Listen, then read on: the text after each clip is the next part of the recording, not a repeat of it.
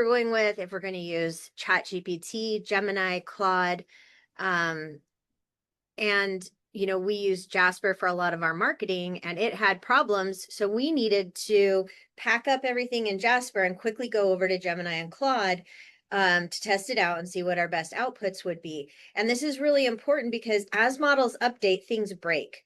Or, Claude released Fable and took it back. So you have to be prepared with your instructions. And, we compare it to a digital suitcase. You just pick up your little digital suitcase and move it to the next platform, put everything, unpack, and see how it does there. You might have to try a couple times, but this is why we like being able to have access to different platforms.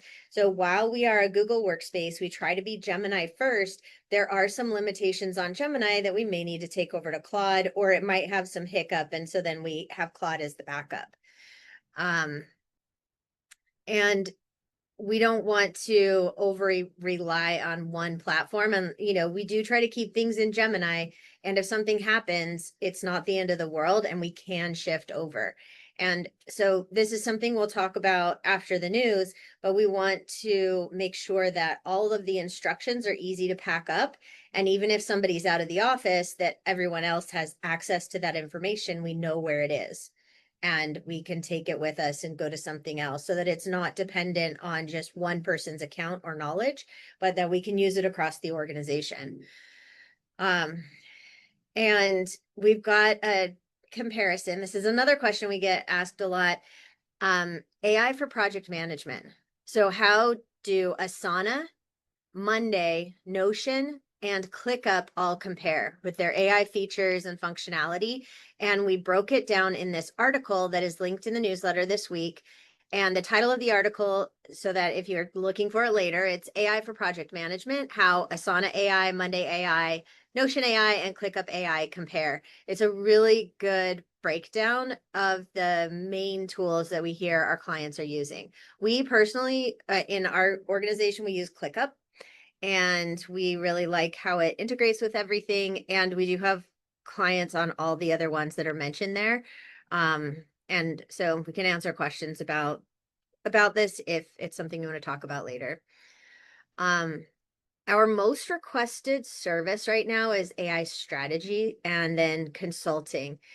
And with the AI strategy, your company will get a 12-month plan of what you need to do in order to align your whole organization from the perspective of operational AI, which is the AI that operates in the background, AI training that you might need for your team. And this could be operational, or it could be applied AI. And applied AI is the AI that, types something in and something pops out. So there's the AI that a human interacts with regularly, operational AI.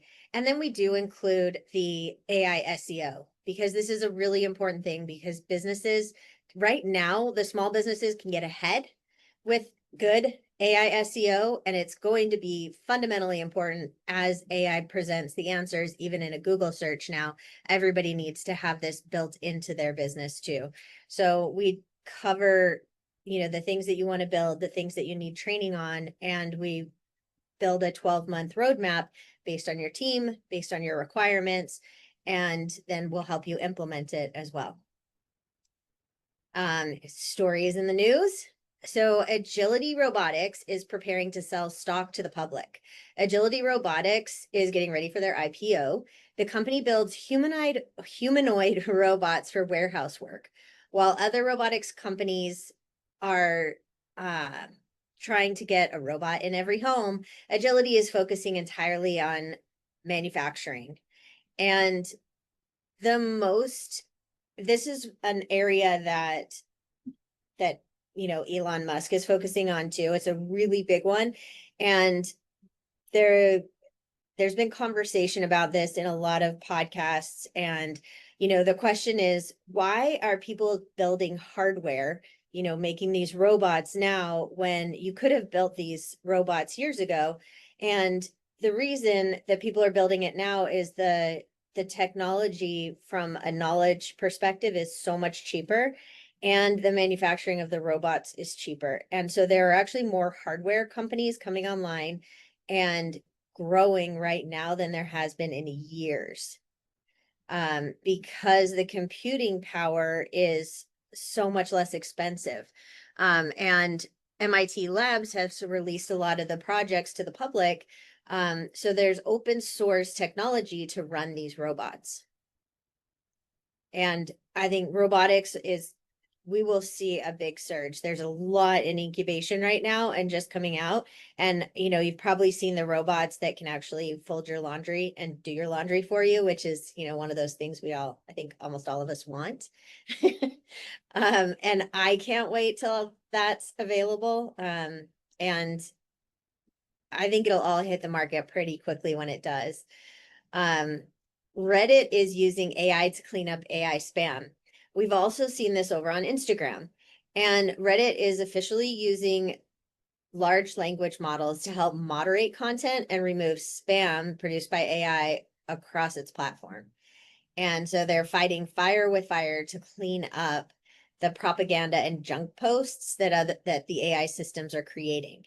And it creates, AI is creating problems and building its own solutions. And this AI content, I'm sure everybody's seen it. It's been flooding all of the socials. Instagram went in and they cleaned out a ton of bot accounts.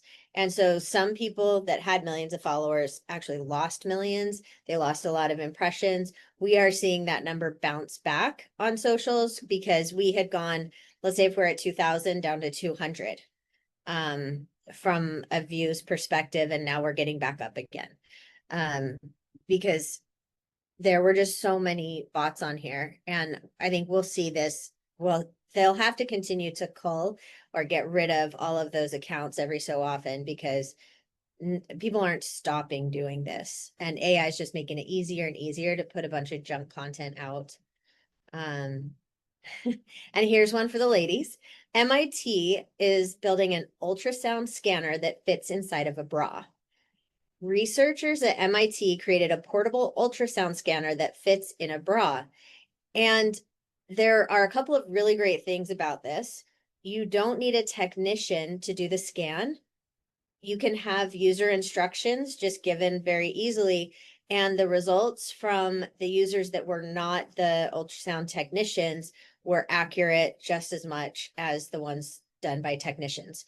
So what they have done is given more access without needing that expertise. So somebody who's at high risk for breast cancer can scan themselves at home as often as they want instead of waiting for an appointment. And the scan data will go to your phone, and AI can check for early signs of tumors. So AI can read the ultrasound. And I'm excited about this one and any of the health. So in our newsletter, we always include a health bit because our team personally is interested in health. And this one is women's health. And I don't know how many of you out there watching this have had a mammogram or had to go in for ultrasounds. And if you have a lump, you have to go in often. It's quite a time-consuming experience. And if you could have, like, if I could have a wearable at home that's checking, that would be amazing. I wear an Oura ring, and so it does a rudimentary version of monitoring how I'm doing. And it warns me about symptoms that it picks up before I feel sick. And so it will tell me that there are symptoms that it's picking up on. It tells me what the symptoms are, and it could be low HRV, high body temperature. And so it tells me to rest, you know, and I take it with a grain of salt, but and it's also nice to see that. And so, you know, I think screening will become this right now. If you think about the Oura ring or our watches too, screening is a constant activity, not an event or something that you have to go to. And there are more and more home tests that people are opting into, and even medical systems are allowing for. Like even home blood tests are being allowed that you can administer yourself. So, you know, and as AI gets smarter with it, it can do some of that interpretation that would have required experts to do, that would delay taking action on, you know, potentially a critical health issue. And so when you think about your business model, you think about the expertise that AI might be able to replace, or what you might need to define in order to teach AI and others to do the more expert work, because the intelligence is getting there. And so you want to make sure that you are keeping up with it too. Um, and in global news, the United Nations is pushing for global AI rules. Leaders and governments and tech leaders from governments and tech companies met in Geneva for the UN Global Dialogue on AI governance. They discussed the need for global rules to stop AI from spreading misinformation or causing harm. And officials are worried about the AI divide, where only a few countries are able to control the best technology. GDPR has limited Europe's access to AI. And so countries that are less regulated, like US, Singapore, some of these places, they can get ahead and the others are getting left behind. And so there's concern about that as well, and afraid that like these countries are afraid that their populations will fall behind in the AI race. And so there's this fine line that every jurisdiction is navigating right now, globally and locally, is where is AI helpful? Where is it harmful? And how can we manage it or control it? And, this is right in line with what Instagram and Reddit and all these others are doing. They're trying to clean up their platforms. And if we look at it on a bigger scope, there are negative campaigns, or there's propaganda, all of this politics that can come out en masse because they can generate by AI and automate its distribution. And, there's definitely a need for some control, limitation, governance on those sort of things. And then as an organization, we should all have an AI use policy internally of how we use AI, how we do not use AI, and an AI use policy externally posted on our website, just like we have to have our privacy policy and terms and conditions of how we use AI, how we do not use AI, so that it's very clear to everybody inside the company and outside the company how you choose to use it. Because while government is finding their footing in regulation, you can apply best practices inside your organization now. And there are examples of internal and external AI use policies linked in this article. And then finally, I think this is the last one. Anthropic signs a massive deal for AI data centers. Anthropic finalized a 20-year agreement valued at $19 billion for a data center facility in Kentucky. Tara Wolf, the operator of the site, had previously prioritized Bitcoin mining with their data center. And now they're transitioning towards high performance computing to support AI models. And, if you're paying attention to this area, the compute power is limited by data centers and by the ability of the hardware to do the job. And so sometimes AI goes down, not because it isn't functioning, but because the computing power is not there. And I'm sure you've heard a lot about power consumption. But this is a really big area to watch in expansion. And also to note, maybe you self-host a model if it's something that you need to have consistent results for. You can self-host a model and it doesn't matter where else it might be running, because you just keep it on your own server. And we're seeing a lot of people have their own servers. They take old laptops, they take Mac minis, they're doing different things. So now they're having it in-house so that they have consistency and safety and access, instead of something like we've seen this over and over, like, ChatGPT goes down for a bit, or we see Claude go down for a bit, and then everybody's panicking. And if you have vital systems running on these, that's just not stable. So a lot of people are hosting these so they can have the ability to use the brain of AI without having to worry about the infrastructure of it. And our tool picks of the week: Content Studio, not AI, Content Studios for social media management and posting. It's something that pretty much all businesses need, just to make things efficient. Opus Clip is our favorite, easiest to use video editing tool. And I can drop this video right now into Opus and it'll chop it up into short form videos and put the words on my videos. And if I wanted to, it can even add B-roll to it. I can get fancy and change it up. But Opus Clip is the easiest for chopping up long form videos into short form content for social. And then we have a prompt in here. Well, I'm not sure if this one's a custom GPT or Gem, but it's the 7-question marketing plan.